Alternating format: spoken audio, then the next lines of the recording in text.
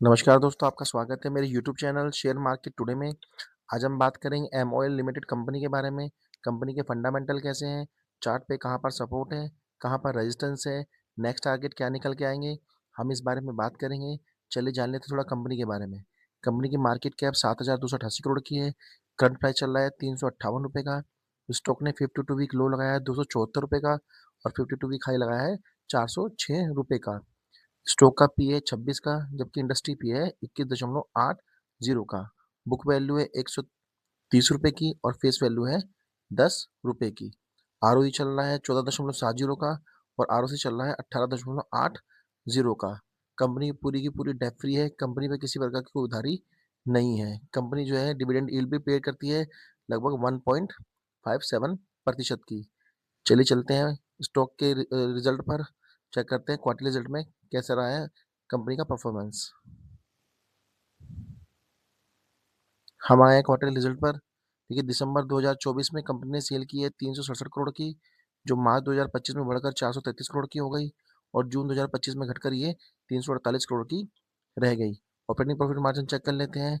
दिसंबर 2024 में operating profit margin 26% का था, जो मार्च 2025 में बढ़कर 32% का हो गया और जून 2025 में घटकर ये 23% का रह गया। नेट प्रॉफिट चेक कर लेते हैं। दिसंबर 2024 में नेट प्रॉफिट 64 करोड़ का था, जो मार्च 2025 में बढ़कर 116 करोड़ का हो गया और जून 2025 में घटकर ये 52 करोड़ का रह गया। अर्निंग पर शेयर चेक कर लेते हैं। दिसंबर 2024 में अर्निंग पर शेयर 3.13 का था, जो मार्च 2025 में बढ़कर 5.68 का रह गया और जून 2025 में घटकर ये 2.53 का रह गया। शेयर होल्डिंग पैटर्न चेक कर लेते हैं। कंपनी का शेयर होल्डिंग पैटर्न कैसा है। हमारे शेयर होल्डिंग पैटर्न पे देखिए मार्च 2025 में, जून 2025 में और सितंबर 2025 में प्रमोटर की होल्डिंग में किसी प्रकार का कोई बदलाव नहीं हुआ है। प्रमोटर की होल्डिंग 64.68% रही तीनों क्वार्टर में। एफएफएस की होल्डिंग चेक कर लेते हैं।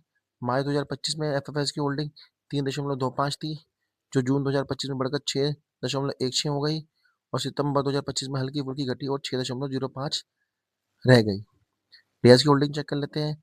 मार्च 2025 में डीएस की होल्डिंग 7.65 थी, जो घटकर जून 2025 में 6.64 की रह गई और सितंबर 2025 में डीआईएस ने होल्डिंग बढ़ाई और 7.12 की कर ली। पब्लिक की होल्डिंग चेक कर लेते हैं। मार्च 2025 में पब्लिक की होल्डिंग 24.41 थी, जो जून 2024 में और 25 में घट के 22.52 की रह गई और सितंबर 2025 में फिर घटी और 22.13 की रह गई। देखिए ऊपर चेक कर लेता हूँ मैं आपसे। ऑपरेटिंग प्रॉफिट मार्जिन बड़े अच्छे हैं कंपनी के। देखिए यहाँ पर चेक कर लेते हैं, लगभग 30% की ऑपरेटिंग प्रॉफिट मार्जिन है और आरओसी बहुत अच्छा है कंपनी का। लगभग जो है ये 10% से ऊपर जो होता है आरओसी अच्छा माना जाता है, यानी कंपनी के फंडामेंटल अच्छे हैं। तो चलते हैं चार्ट पे, देखते हैं कहाँ सपोर्ट है कहाँ रेजिस्टेंस है। चलते हैं स्टॉक के चार्ट पर। दोस्तों हम आ गए हैं स्टॉक के वन डे चार्ट पर।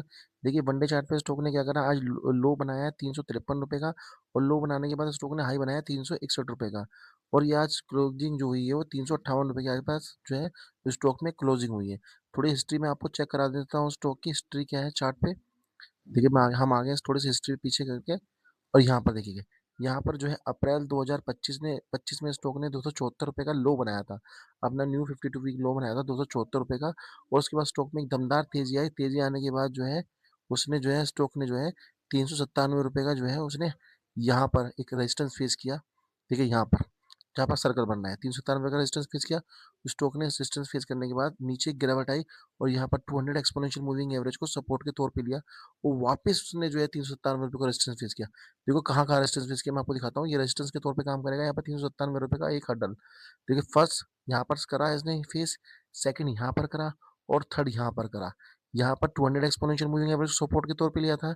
यहाँ पर 50 डीएमए एक्सपोनेंशियल मूविंग एवरेज को सपोर्ट के तौर पे लिया और वापस स्टॉक में जो है जब 1 2 3 टाइम इसने 397 रुपये को टच किया, लेकिन यहाँ से क्रॉस नहीं कर पाया स्टॉक और वापस एक स्टॉक में गिरावट आई। वो गिरावट आने के बाद स्टॉक ने जो है यहाँ से गिरावट के बाद वापसी जो है स्पीड पकड़ी ऊपर की तरफ और वापसी इसने देखो क्या करा, 397 रुपये को ही फिर से चौथी टाइम, फोर्थ टाइम जो है इसे 397 रुपये को जो है जो है रेजिस्टेंस फेस किया और वापसी के स्टॉक में गिरावट आई और यहाँ पर गिरावट आने के बाद स्टॉक जो है ₹358 के आसपास क्लोजिंग कर रहा है, लेकिन इसने यहाँ पर 200 एक्सपोनेंशियल मूविंग एवरेज को सपोर्ट के तौर पे लिया हुआ है। मेरा मानना है जिसके पास ये स्टॉक है फिलहाल बहुत बढ़िया कंडीशन में स्टॉक है और वो प्रॉफिट में है, तो स्टॉक को फिलहाल के लिए यहाँ पर होल्ड करें। अब सपोज जिन्हें नया बाय करना है वो क्या करें? देखो बाय करने का लेवल है ₹360 से ₹356 के बीच। यदि ये स्टॉक मिल जाता है आपको, तो मेरा मानना है इस स्टॉक को बाय करें और जो है स्टॉप लॉस लगा के चलें। स्टॉप लॉस हो गया लगभग ₹350 के आसपास का आप इसके अंदर स्टॉप लॉस लगा के चलेंगे। बाय करना है आपको इसे 360 और ₹356 के आसपास बाय करें और स्टॉक को बाय करने के बाद पहला टारगेट जो है इसका निकल के आएगा ₹397 का, इसका पहला रेजिस्टेंस। और मेरा मानना है इस बार ये जो है इस रेजिस्टेंस को तोड़ेगा, क्योंकि यहाँ पर चेक करिए, देखिए शॉर्ट टर्म पैटर्न में यह inverted head and shoulder pattern बन रहा है, यानी कि उल्टा inverted head and shoulder pattern बन रहा है। देखिए यहाँ पर ये शोल्डर है और ये हेड है और ये यहाँ पर भी शोल्डर बनाने की तैयारी कर रहा है और ये स्टॉक मेरा मानना है ₹397 को इस बार ही क्रॉस करेगा और यदि ये क्रॉस करता है तो उसका सेकंड टारगेट जो है ₹450 का होगा। देखो स्टॉक को बाय अथवा सेल करने से पहले आप जो है अपने वित्तीय सलाहकार से इसकी जो है सलाह ज़रूर लें कि स्टॉक को बाय करना चाहिए अथवा नहीं करना चाहिए, सेल करना चाहिए अथवा नहीं करना चाहिए। तभी स्टॉक में किसी प्रकार का कोई ट्रेड लें। वीडियो पसंद आए तो वीडियो को लाइक करें, चैनल को सब्सक्राइब करें। मिलते हैं अगली वीडियो में, तब तक के लिए धन्यवाद।